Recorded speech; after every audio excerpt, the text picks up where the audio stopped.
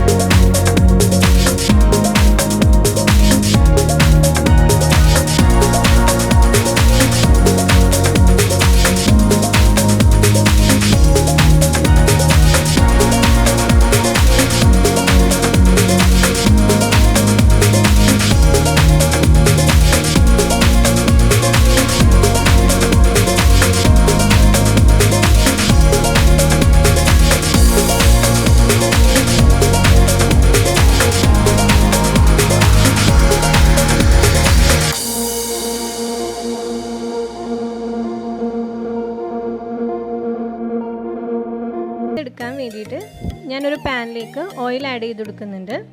ഇത് ലോ ഫ്ലെയിമിലാവാൻ ശ്രദ്ധിക്കുക കേട്ടോ. ഓയിൽ ജസ്റ്റ് ഒന്ന് ചൂടായി വരുമ്പോഴേക്കും നമുക്ക് ഈ കോട്ട് ചെയ്ത് വെച്ചിരിക്കുന്ന ചിക്കൻ പോപ്കോൺ ഓരോന്നായി ഇതേപോലെ ഇട്ട് വറുത്തെടുക്കാം.